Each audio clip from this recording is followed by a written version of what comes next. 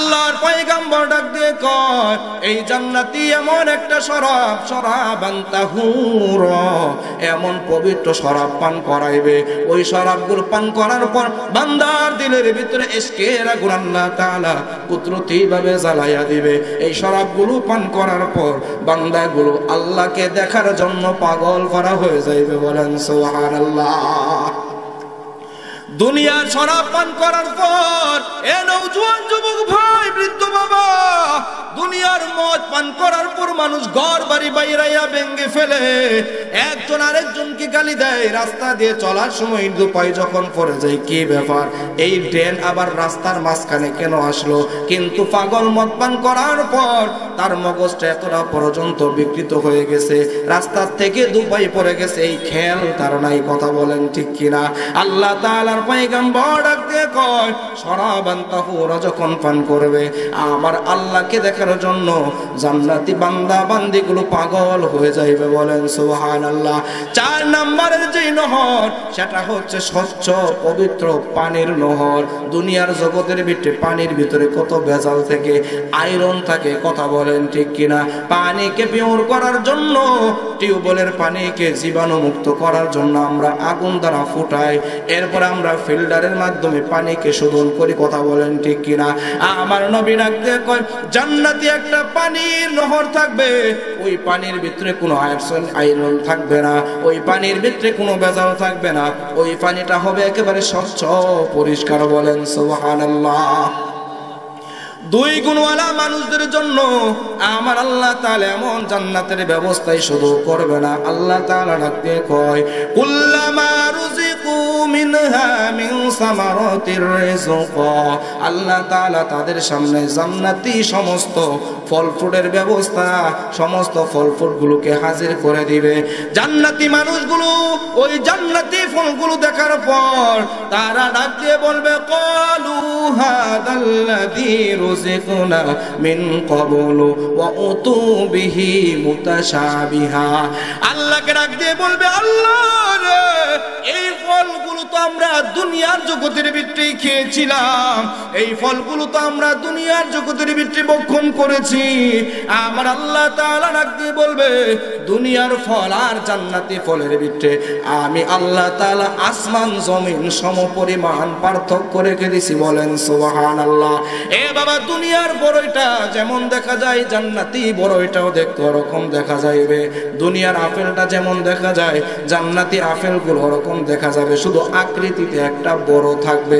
কিন্তু আল্লাহ তাআলার পয়গম্বর ডাক দিয়ে কয় প্রতিটা ফলের ভিতরে আমার আল্লাহ তাআলা এক রকমের স্বাদ রাখবে না, 10 রকমের স্বাদ রাখবে না, প্রতিটা ফলের ভিতরে আল্লাহ তাআলা 60 রকমের স্বাদ রেখে দিবে। বলেন সুবহানাল্লাহ।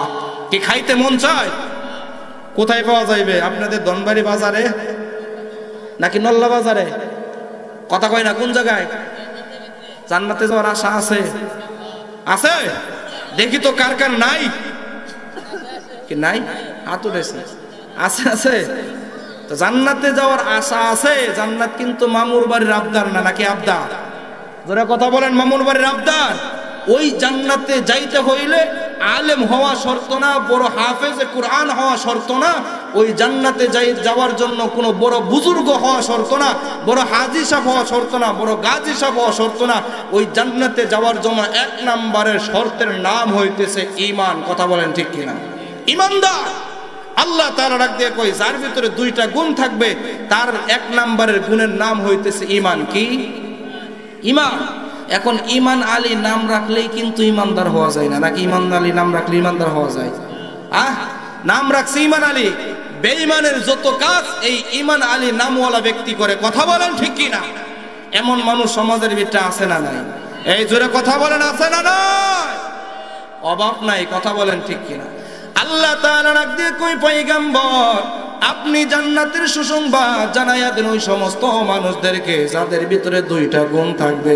1 নম্বরের গুণ হইতেছে ইল্লাল্লাযীনা আমানু, যাদের ভিতরে খাঁটি ঈমান থাকবে, যাদের ভিতরে আল্লাহর প্রতি পূর্ণ আস্থা থাকবে আর বিশ্বাস থাকবে, আল্লাহর সাথে কাউকে শরীক করবে না, আল্লাহর সাথে কাউকে অংশীদার মানবে না।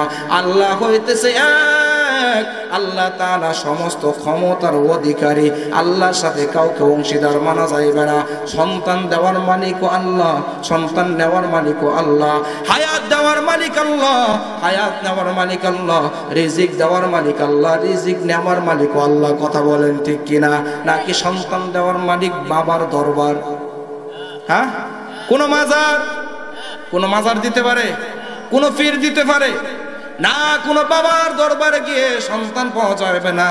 সন্তান দেওয়ার মালিক কে? জোরে কথা বলেন কে? এই জন্য সব কিছু দেওয়ার মালিক আল্লাহ। আমরা সব কিছু চাইবো কার কাছে?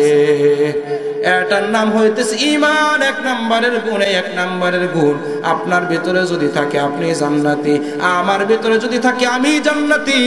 আমার ভিতরে যদি ঈমান নামক এই গুণ না থাকে, আমি যত বড় আলেম হই না কেন, যত বড় বক্তা হয়ে ওয়াজ করি না কেন, হাজার মানুষকে সামনে নিয়ে আমি বক্তা হইতে পারি সত্যি, আমার ভিতরে যদি ঈমান না থাকে, আল্লাহর কসম আমার জন্য জান্নাত না, আল্লাহ আমাকে জাহান্নামে ঢুকাইয়া দিবে। কথা বলেন ঠিক কিনা?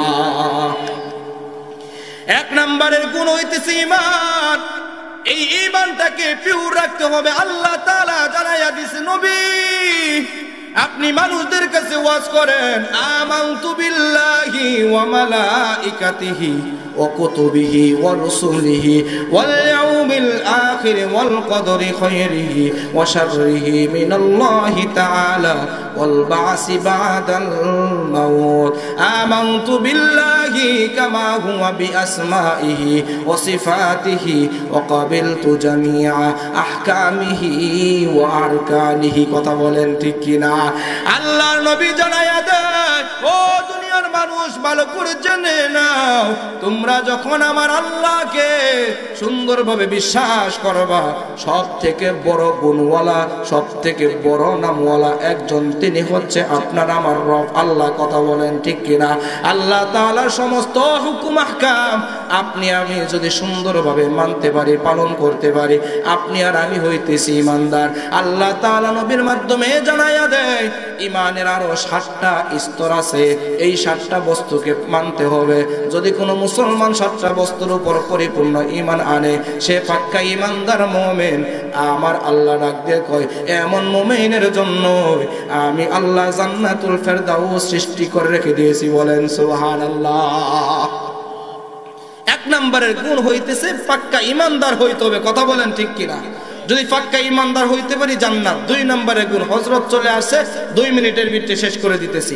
হযরত চলে আসে। 1 নম্বরের গুণের নাম কি? ঈমান। 1 নম্বরের গুণের নাম কি? ঈমান। আমাদের সকলের ঈমান আছে তো ইনশাআল্লাহ? সকলের আছে? দেখি তো কার কার নাই? আছে কার কার? লিল্লাহি তাকবীর। হাত উঠান, যাদের ঈমান আছে হাত উঠান। যারা কালিমা পড়ছি যে আল্লাহ ব্যতীত আর কোনো মালিক নাই, সব কিছু দেওয়ার মালিক আল্লাহ, সব কিছু নেওয়ার মালিকও আল্লাহ। কথা বলেন ঠিক কিনা? 2 নম্বরের গুণ হইতেছে ওয়া আমিলুস সলিহাত। ওয়া আমিলুস সলিহাত। আপনি আর আমি যদি আপনার আমার জীবনের সমস্ত নেক আমল করতে পারি, নবীর মাধ্যমে আল্লাহ জানাইয়া দেয়, ও নবী এই 2 গুণওয়ালা ব্যক্তিদেরকে আপনি জান্নাতের সুসংবাদ জানিয়ে দেন। বলেন সুবহানাল্লাহ। জান্নাতের ভিতরে শুধু পানির নহর থাকবে না, দুধের নহর থাকবে, শরাবের নহর থাকবে, মদের নহর থাকবে। আল্লাহ তাআলা 4টা নহরের ব্যবস্থায় শুধু রাখেন নাই, সমস্ত ফল ফ্রুটের ব্যবস্থা রাখছে। শুধু ফল ফ্রুটের ব্যবস্থা রাখে নাই, শুধু জান্নাত রাখে নাই, ঘরের ভিতরে সুন্দর ঘর আছে, সমস্ত আসবাবপত্র আছে, ফার্নিচার আছে। ঘরের ভিতরে যদি একটা বউ না থাকে, ঘরের ভিতরে কিন্তু মজা লাগে না। কথা বলেন ঠিক কিনা?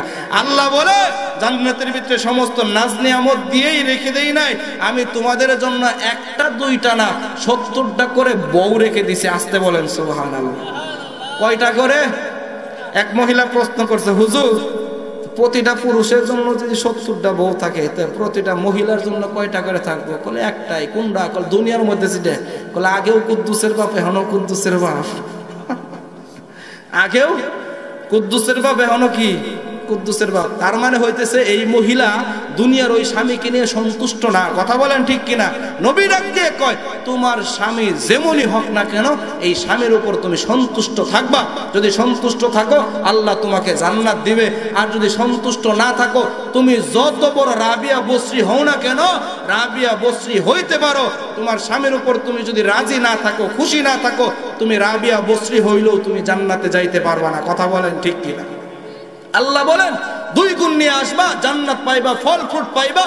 আল্লাহ ডাক দিয়ে কয় শুধু ফল ফ্রুট না, লাহুম আজরুন, আল্লাহ তাআলা ডাক দিয়ে ওয়ালাহুম ফিহা আজওয়াজুম মুতাহহারা, আল্লাহ তাআলা ডাক দিয়ে কয় তোমাদের জন্য জান্নাতের ভিতরে পবিত্র সুন্দরী রূপসী আমি আল্লাহ তোমাদের জন্য বউ স্ত্রীর ব্যবস্থা করে রেখে দিছি। দুনিয়ার স্ত্রী ব্রাশ না করলে মুখ থেকে দুর্গন্ধ আসে, গোসল না করলে শরীর থেকে দুর্গন্ধ আসে।